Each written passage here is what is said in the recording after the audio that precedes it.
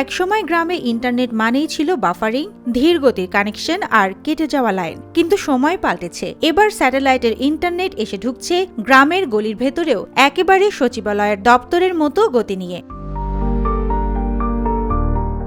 বাংলাদেশে স্টারলিংকের সেবা চালু হওয়ায় সরকার বলছে দেশের পাহাড়ি অঞ্চল, হাওর বা দুর্গম বনাঞ্চলেও এখন থেকে মিলবে high speed internet connection. Foreign service একাডেমিতে এক সংবাদ সম্মেলনে প্রধান উপদেষ্টার বিশেষ সহকারী ফয়েজ আহমেদ তৈয়ব জানিয়েছেন, স্টারলিংকের মাধ্যমে যেই স্পিড সংসদ ভবনে মেলে, ঠিক সেই স্পিডই পাওয়া যাবে গ্রামের মাটিতে।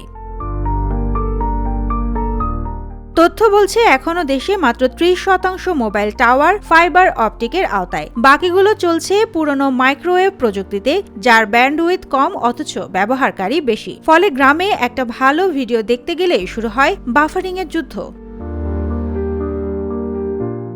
এই সমস্যা সমাধানে স্টারলিংকের একটি মাত্র সেটআপ বক্সেই মিলবে প্রায় ৩০০ Mbps স্পিড। আর খরচ, একজন উদ্যোক্তাকে প্রাথমিকভাবে খরচ করতে হবে ৪৭,০০০ টাকা। তবে সেটাও একা নয়, একাধিক দোকান বা বাড়ি মিলে শেয়ার করলে খরচ কমবে অনেকটাই। ওয়াইফাই রেঞ্জ থাকবে ২০ থেকে ৫০ মিটার পর্যন্ত। মানে গ্রোথ সেন্টারের একসাথে অনেকটা দোকান বা শহরের একাধিক ফ্ল্যাট একসঙ্গে ব্যবহার করতে পারবে এই সার্ভিস।